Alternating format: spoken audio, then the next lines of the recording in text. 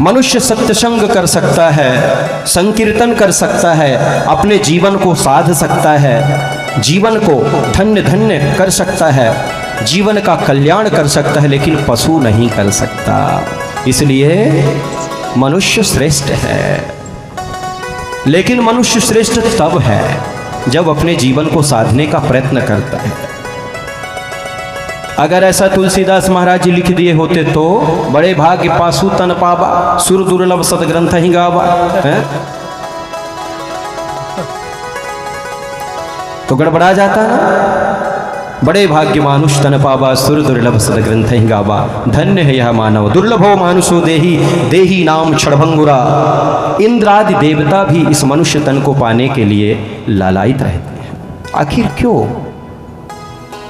क्योंकि जो आप सब ग्रहण कर रहे हैं यह देवताओं को भी दुर्लभ है। फिर भी मानव अपने परम स्वरूप को जानने के लिए कोशिश नहीं करता। हम सब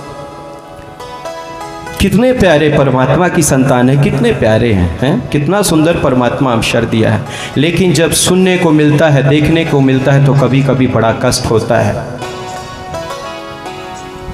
मनुष्य ही अपने जीवन का कल्याण कर सकता है, पशु नहीं कर सकता। लेकिन धन्य है इस मानव को जान के भी हित अनहित पशु पक्षी हूं जान, गुण अवगुण सबके उड़ रहे हो। ये भी जानता है कि मैं अवगुणी हूं या गुणी हूं, यहाँ मेरा हित है, यहाँ मेरा अनहित है, सब कुछ जानता है। लेकिन जान के भी पाषाण के समान अपने जीवन को एक जगह एकत्रित करके रख देता है। कभी किसी के धर्म की बात को लेके बुराई करता है, कभी समाज को दूषित करने के लिए संकल्पित होता है। ऐसा क्यों? क्या इसीलिए सतपुराण सदग्रंथ कह रहे हैं कि बड़े भाग्य मानुष तन पावा? व्यसनों में जीवन को व्यतीत करना, अपने ही धर्म को लेके दुर्वचन बोलना, क्या इसके लिए श्रेष्ठ कह रहे हैं? नहीं। सतपुराण मनुष्य को श्रेष्ठ इसलिए कह रहे हैं कि मानव अपने जीवन को साध सकता है, परमात्मा के अगाध स्वरूप को जान सकता है, देख सकता है।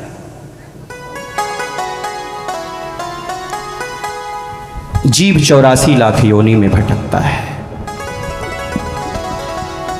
परमात्मा की असीम कृपा होती है तो यह मनुष्य तन मिलता है। इस मनुष्य तन को पाके फिर भी अगर परमात्मा की तरफ यह जीव नहीं मुड़ता है, भगवान की कथा सुनने के लिए अग्रसर नहीं होता है, अपने जीवन को साधने के लिए संकल्पित नहीं होता है, तो मनुष्य रूप में भी समझ लो वो पशु है। वो फिर मनुष्य नहीं है। मनुष्य तो वो है जिसके हृदय में प्रीति है, स्नेह है, प्यार है, अपने जीवन को साधने का सुंदर श्रेष्ठ संकल्प है, अपने को जानने के लिए सुंदर श्रेष्ठ संकल्प है, वो मनुष्य है। लेकिन कभी कभी ऐसा भी हो जाता है, जीव प्रयत्न करता है, प्रयास करता है कि मैं अपने मूलतः स्वरूप को जानूं, लेकिन रास्ता नहीं मिलता। तो रास्ता कैसे मिलेगा? सत्संग संग से।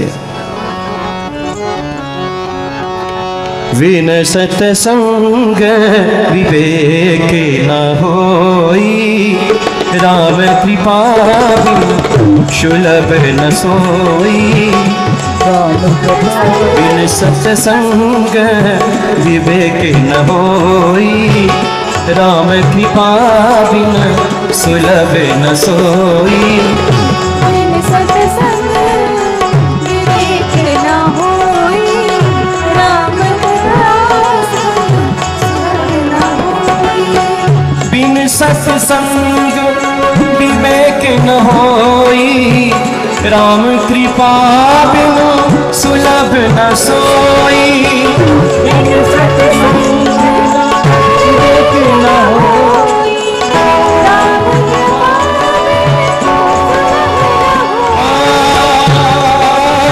बिनु संग विवेक न होई, राम कृपा बिनु सुलभ न सोई।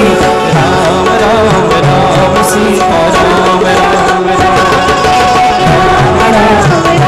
सीता ताली बजा के राम राम राम सीता राम राम राम राम सीता राम राम राम